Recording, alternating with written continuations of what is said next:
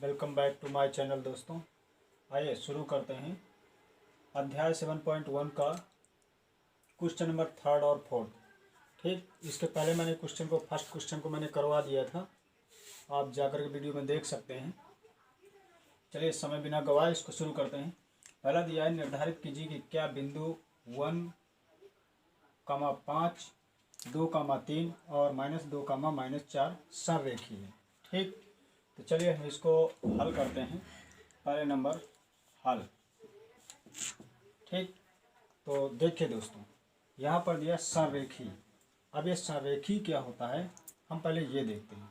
देखिए, जब एक ही पॉइंट, ठीक, कोई पॉइंट दिए होते हैं, एक सीध में जब पॉइंट होते हैं, बाय द वे मान लेते हैं कि ये पॉइंट सारे के सारे एक सीध में पॉइंट दिए हुए हैं और इससे अगर हम मिलाते हैं तो सबको मिलाने पर एक रेखा बन जाती है। ठीक, तो अगर किन्हीं बिंदुओं को मिलाने से अगर एक सीधी रेखा बनती है तो उसको हम कहते हैं संरेखीय बिंदु। ठीक, और अगर मान लेते हैं हमारे पास पॉइंट कुछ ऐसे दिए हुए हैं और सबको अगर हम मिलाते हैं ऐसे तो एक आकृति बनती है। ठीक, तो जब हम किसी बिंदु को मिलाते हैं, दो या दो से अधिक बिंदुओं को मिलाते हैं, तो अगर एक सीधी रेखा बन जाती है उसको हम संरेखीय कहते हैं। और अगर किन्हीं दो या दो से अधिक बिंदुओं को मिलाते हैं तो अगर कोई आकृति बन जाती है तो उसको हम असंरेखीय बिंदु कहते हैं। ठीक, इन्होंने हमसे संरेखी के बारे में पूछा, तो सबसे पहले हम क्या करते हैं, एक रेखा ले लेते हैं। ठीक है, अब ये हमारे पास एक रेखा हो गई, इसको हम नाम दे देते हैं, इसको ए बिंदु, इसको बी बिंदु और इसको सी बिंदु। आप जहाँ चाहें वहाँ दे सकते हैं, कोई ज़रूरी नहीं कि आप इस तरह से दें। आप चाहें तो यहाँ यहाँ यहाँ दे सकते हैं, लेकिन दो पॉइंट इसके आसपास होना चाहिए और एक इसके बीच में कहीं होना चाहिए। चाहे आप यहाँ कर दें चाहे यहाँ कर दें। ठीक है, पहले के लिए जो दिया हुआ है 1.5 दिया है और दूसरे के लिए 2,3 दिया है और थर्ड के लिए -2, -11 दिया है। ठीक, अब देखिए संरेखी के लिए हम इसको कैसे कर सकते हैं कि अगर यहाँ से यहाँ तक की दूरी, ये दोनों बिंदुओं की दूरी और इन दोनों बिंदुओं के बीच की दूरी, अगर दोनों को जोड़ करने पर इस पूरी बिंदु ए और सी के डिस्टेंस के बराबर है, तब तो ये संरेखीय।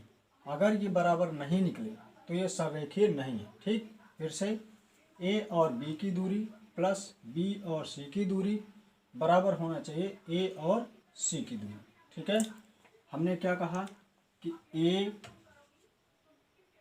बी यानी ए बी की दूरी और प्लस बी सी की दूरी प्लस बी सी की दूरी किसके बराबर होना चाहिए, पूरा ए सी के बराबर ए सी के बराबर। अगर ऐसा हो गया तब तो ये माना जाएगा कि संरेखीय, नहीं तो फिर संरेखीय नहीं है। ठीक, और देखिए दूसरा तरीका इसका और है कि हम त्रिभुज का क्षेत्रफल निकाल करके भी निकाल सकते हैं। अगर त्रिभुज का क्षेत्रफल 0 आ गया तो ये बिंदु संरेखीय, नहीं तो फिर संरेखीय नहीं। लेकिन हम यहाँ पर नहीं कर सकते।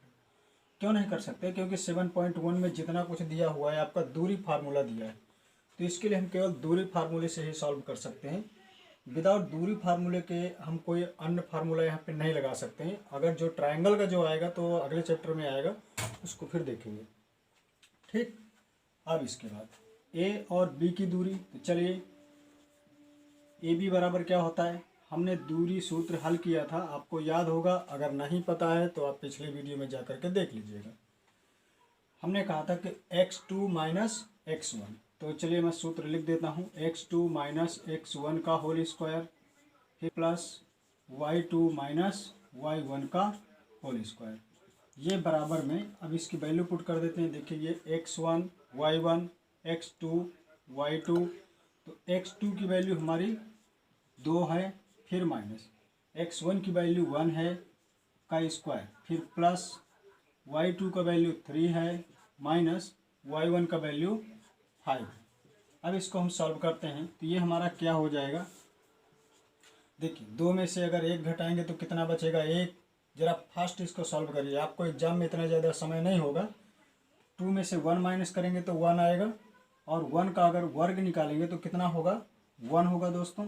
हमने लिख दिया 1 प्लस, इसी तरह 3 में से 5 कम करेंगे तो कितना आएगा, -2 आएगा और माइनस का 2 अगर वर्ग निकालेंगे तो कितना आएगा, 4 आएगा, और माइनस माइनस प्लस हो जाएगा। तो आपका ये आंसर कितना हो गया, √5। ठीक, दूसरा लिखते हैं बी और सी की दूरी, आपको दिया है बी और सी, तो हम लेते हैं बी सी बराबर √x2 - x1। जब दूरी सूत्र आपको लगाना हो तो हर जगह यही सूत्र आपको काम करेगा दूरी सूत्र के लिए। तो हमको करना है x2।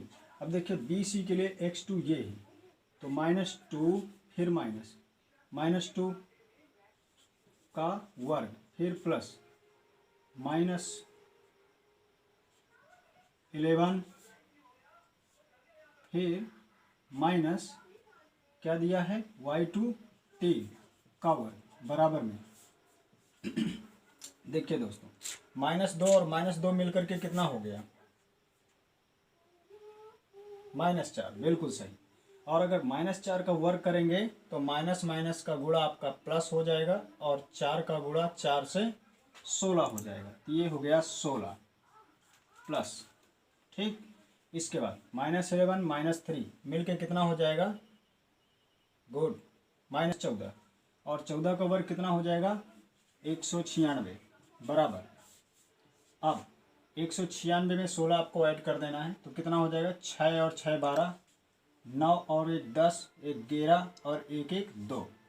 ठीक, अब हमारे पास चलिए इसको छोड़ देते हैं। अगर आप सॉल्व करना चाहें तो 2√53 ये आता है।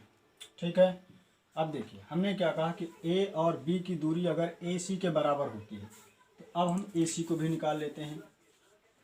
ए सी बराबर √ कितना आ जाएगा, ए और सी, तो देखिए x2 - x1 -2 - 1 का होल वर्ग प्लस फिर -11, क्योंकि ये क्या है y2 -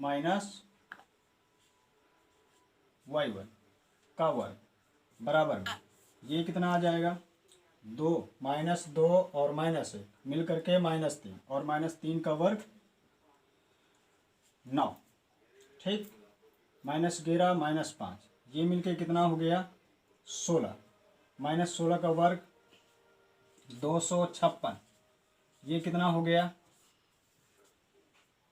तो देखिए मित्रों इन दोनों को जोड़ देना है, 9 6 15, 5 1 6 और ये हो गया 2। ठीक, अब इसको अगर आप सॉल्व करते हैं तो ये सॉल्व नहीं होगा। अगर हम इसको और इसको जोड़ते हैं तो ये इसके बराबर नहीं होता है।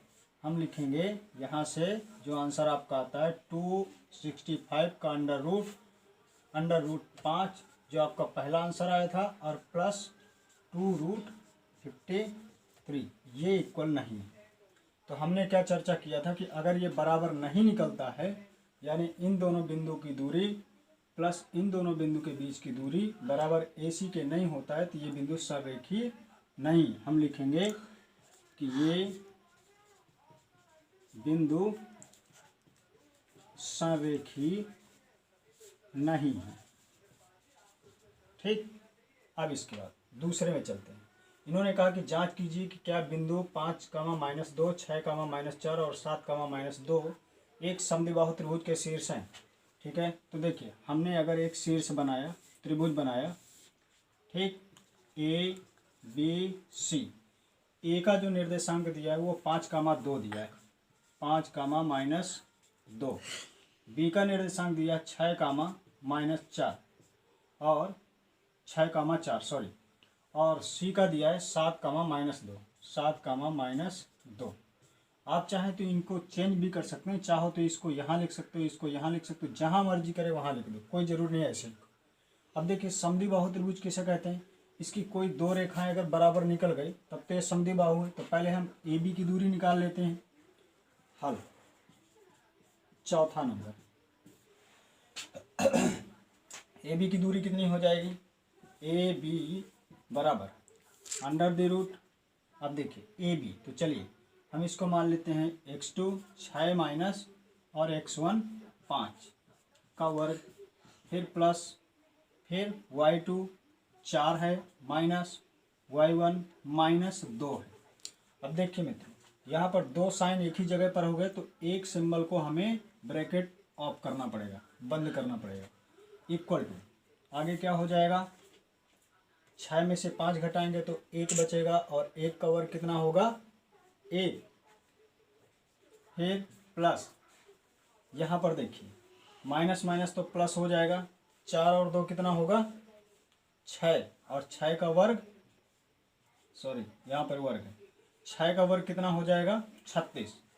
तो ये बराबर कितना हो गया √37। ठीक, अब इसी तरह आप ए और सी की दूरी ज्ञात कर लीजिए। ए सी बराबर √7 में से 5 कम करेंगे, 7 माइनस 5 का होल वर्ग प्लस -2 में से -2 कम करेंगे, -2 माइनस -2 का होल वर्ग। ठीक, बराबर। अब आगे चलते हैं। देखिए 7 में 5 गए 2 और 2 का वर्ग कितना हुआ 4। फिर प्लस, यहाँ पर आइए -2 लिखा हुआ है, ब्रैकेट में बंद कर देता हूँ। फिर माइनस माइनस कितना हुआ +2 का वर्ग। अब बताइए 2 से 2 तो पूरा कट गया, तो ये हो गया 0।